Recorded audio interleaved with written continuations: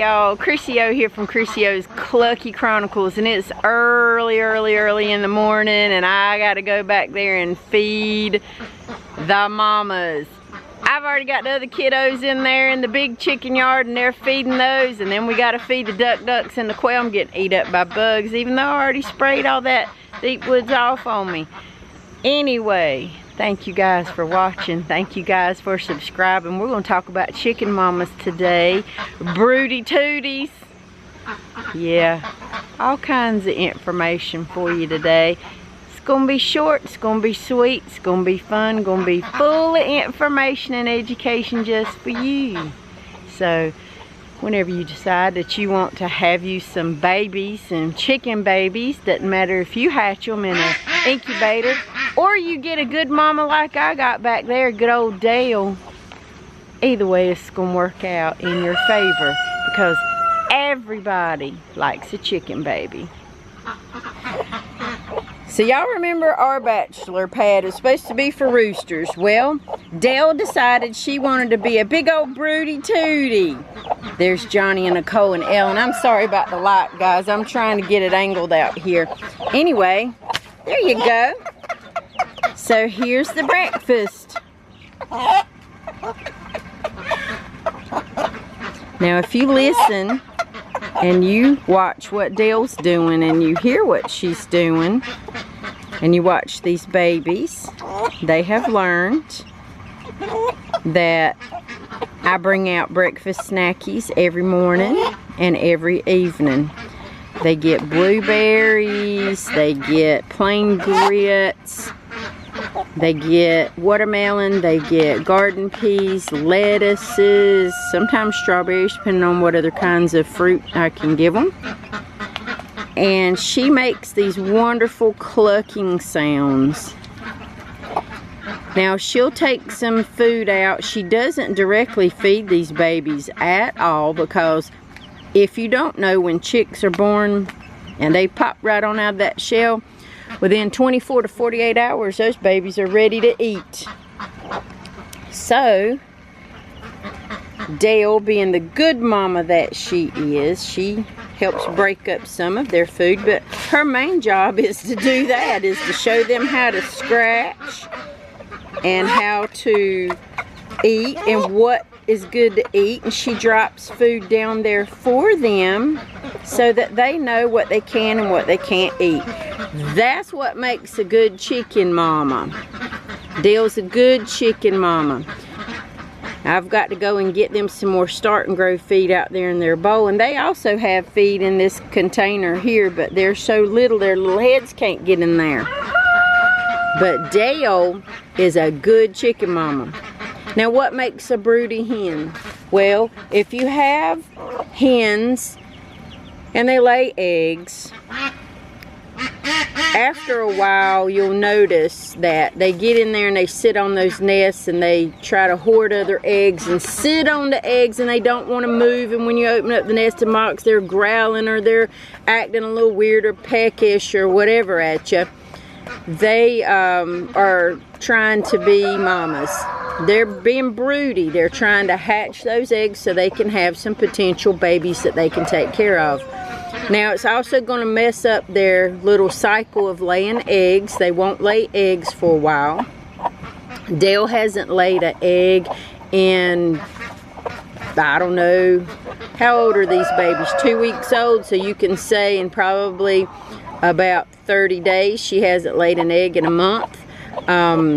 These babies right here are obviously not hers, but she decided that she wanted to be a mama, so she stole some eggies. We moved her over here into the rooster pad, and she's over there walking around now. She moved over to the rooster pad, and in 21 days these babies hatched. Now she sat on the nest for 21 days for these babies, according to our calculations, and they hatched. And they're so cute. She had 4 eggs, 1 did not hatch, 3 hatched. And she's done a fabulous job of being a good chicken mama. If you notice the chicks are a little bit standoffish, it's because I've let her raise them, and she tells them, hey, you know, I'm going to show you what to do and what not to do.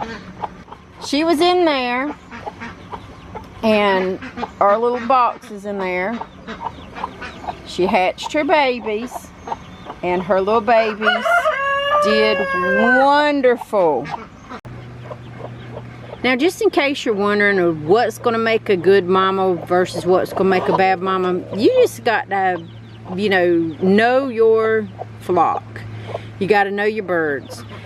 I know people say, oh, don't name your birds, then you won't be able to do whatever it is you want to do with them. And, you know, you can do whatever you want to do with your own flock and your own birds.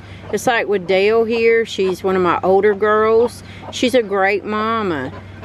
Ellen's in the front, kind of resembles her a little bit, and Johnny and Nicole, but she's a very good mama. Did I think she was always going to be a good broody hen or a good broody mama? No, I didn't. I had no clue that Dale was going to be such a good chicken mama. But the good thing about having a broody hen and a good broody mama, she will do all the work for you. Now, some chickens, I will have to say, they get disinterested in laying on eggs. They think they're broody. They lay on eggs for a little while, and then they're not, well, I'm not so broody right now. I don't care to do this. And they get up and they kind of leave, and then you have some bad eggs. But Dale, she stuck it out. She stuck it out for those 21 days. She got up at least once a day to go eat and to go do what she needed to do out in the potty. And she really stuck it out. And 21 days later, here we have Ellen, Johnny, and Nicole. She's a very cautious mama, but she's also a good teacher, which is what you want in a hen. Now, I prefer older broody hens versus the new younger ones that I have, because they really don't have much of a inclination to hatch or to be broody.